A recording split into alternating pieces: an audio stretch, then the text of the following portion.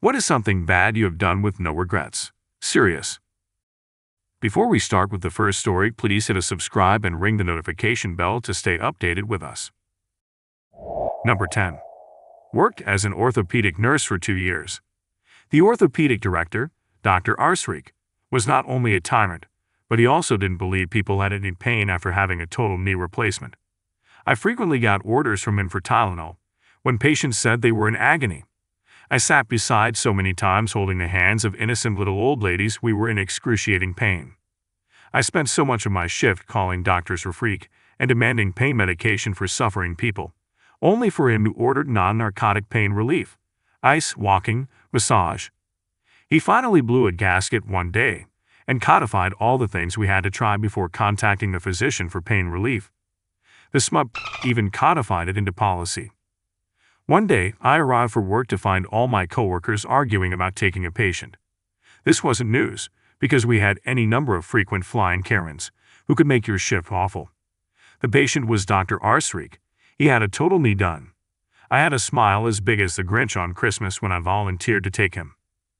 On assessment, he rated his pain a 10 on a 0 to 10 scale. I told him his pain couldn't be that bad, it's just knee surgery. Didn't you tell me it doesn't hurt? Dr. Arsrik demanded I get him some IV morphine Dilaudid. No can do, doc. You're not the physician on this case, and it's policy that we try all these other things before I call. I made him work through the whole list just like everyone else before. At the end of my shift he was crying so hard, he was blowing snot bubbles. I don't feel bad at all. After his stay, his orders changed to include pain medication. Number 9.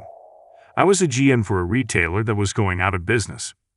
During the liquidation, I let my employees that worked until the end store product they wanted to buy in a closet I claimed I didn't have a key to. Well, the final days I sold them all the items they requested for 95% off. 70 TVs, iPads, gaming laptops, whatever they requested. Reminds me of the time I was at the final close-up sale for a home improvement chain that was going under.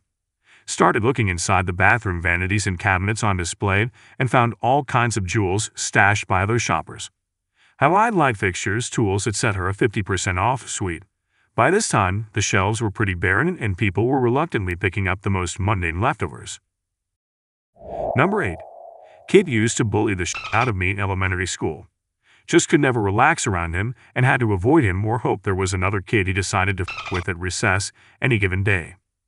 He went away in middle school and suddenly reappeared in 8th grade. I had 2 years of wrestling and a couple years of ice hockey under my belt at that point. He saw me and came right for me, so I picked him up by the waist and slammed him down on his back and head on some pavement. Could have freaking be honest. He lay there for a few minutes, got up, walked away, and never with me or anyone else again. Number 7. 5 or 6 years after my ex had screwed over both our boys and me, I was working as a collector in a bank. A credit union called looking for some info on someone they were looking for. When we were done with that, we exchanged names. She said, "Wow, I am skip tracing on someone with your same last name." It seems that my ex and her of 6 or 7 years both were hiding their cars from being repoed. So I found out where and when they would be, called my new bestie, and both of the cars were repoed at the same time in 2 different states. Felt bad about it for a while, but no regrets. Number 6. Back in high school, my friend was always picked on by the coach because he was very unathletic. One day, the coach made me and my friend clean up the storage room as a punishment for slacking off in class. Coach gave me his lanyard with his keys and whistle to open and lock up the storage room.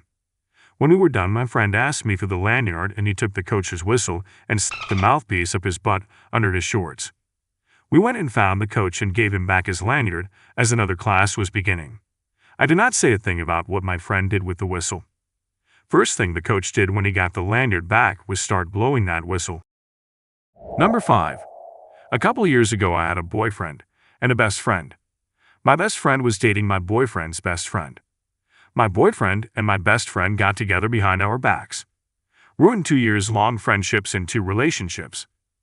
My boyfriend worked at a construction equipment rental place, and before all this happened he had gotten me one of those big propane tanks for my outdoor fireplace. Fast forward a few months after everything happened, and he reaches out to me. He says he got a new job and needs to return that propane tank or he'd have to pay the cost of it for lost equipment. It was about $200. I replied, no, and blocked his number. Wasn't very nice, but I do not regret it. I still use the propane tank all the time, lol. Number 4. Took a load of equipment from my old job. Long story short, I worked there for 20 years, small place, never any more than 20 employees. Me and the 2 directors were the only constants. After 18 years, they sold to a national company. 2 years later, parent company decided to shut us down.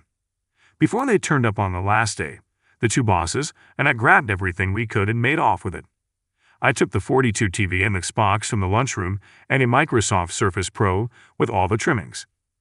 We had something really good there, great people, good work, great line of business, brilliant product, and the parent company, 20-odd employees. 100% would do again. Number 3.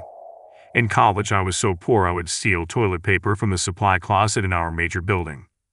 I stood watch for a college friend who was going hungry because he'd been disowned and his roommates had made living with him intolerable after he came out.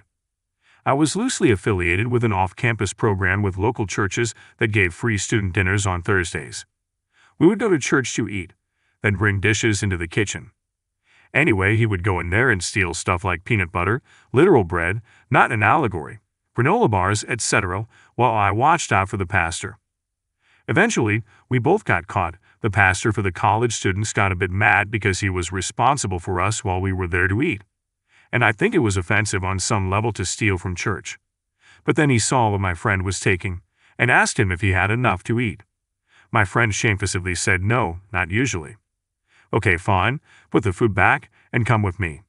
Took my friend grocery shopping instead, got him connected with the food pantry and community garden at church instead. Number 2. I stole a barn kitten while delivering packages for FedEx. He kept climbing my legs and getting into the van, sitting under the wheel when I tried to back out. It was a steep driveway, no way to swing the van around. I called the number on the package, looked the name up on Facebook, called the local non-emergency to get contact info, all failed. So I took him. Now, if you're not from a rural environment, you might not understand that barn cats like that are no man's cats. For all the owners know, he got sick or got by a coyote. And he would have died because when we got him to the vet, he had a nasty upper resp infection and some other nasties. Not one deformed nasal passage and the cutest snore later. We have a bonkers little orange cat with the heaviest penchant for snuggling I'd ever seen. His name is Monty, by the way. Number 1. A drunk driver hit my parked car, left a huge dent in the front driver's side door, and then drove away. I happened to be looking out the window at the time and saw the whole thing, including his plate number. Cops got there not long after and took my statement.